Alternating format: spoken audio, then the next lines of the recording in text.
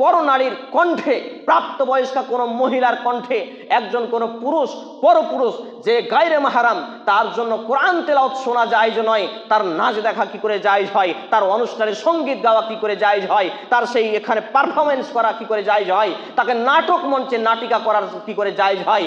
আজকে মুসলমান সমাজে সব চলছে। বড় বড় আলেম মুখে কুলুপ ধরে আছে, আরে কুলুপ ধরার কথা ছিল পেচ্ছাপ করার পরে লজ্জায় স্থানে, কিন্তু কুলুপ ধরেছে মুখে, কারণ হক কথা বলতে পারে না। হক কথা বললে জাতি পিঠের চামড়া তুলে দেবে, যে পেটের ভাত বন্ধ হয়ে যাবে। হক কথা বললে মসজিদে রাখবে না, মাদ্রাসায় রাখবে না, হক কথা বললে জাতি গ্রহণ করবে না, মারবে, তারবে, পেটাবে। এই জন্য আজকে আলেম নামের জালেমরা পর্যন্ত ভণ্ডামির শিকার হয়েছে। আর চোখে দেখেও, কানে শুনেও চোখে না দেখার, কানে না শোনার ভান করে জীবন কাটাই।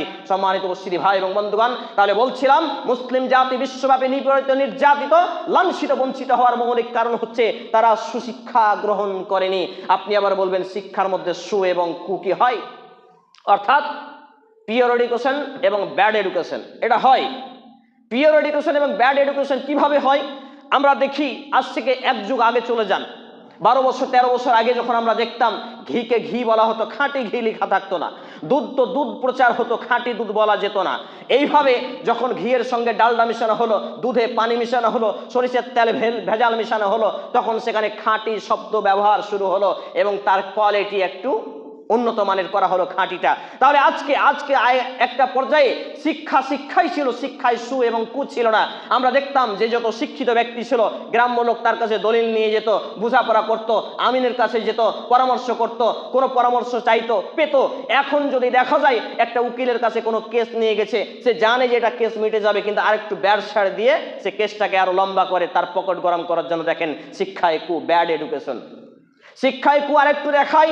আমার পকেটে যখন আমি হুজুর মানুষ, আলেম মানুষ, একটা মোটা অঙ্কের দান দিলেন, আমি তখন দোয়া করে জান্নাতে ভরে দিলাম, আমার বাপের জান্নাত কিনা আছে কি, উমুকের বাপ দিল এত টাকা দান, আল্লাহ তুমি করো মেহেরবান, হয়ে যাও রাজি, বানাও তারে 5 ওয়াক্ত নামাজি সামাজি। দেখেন এটা ভণ্ডামি শিক্ষা, ব্যাড এডুকেশন।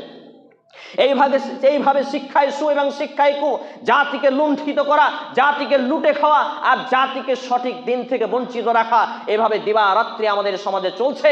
আর মানুষ আজকে সব থেকে অজ্ঞতার শিকরে বসবাস করে।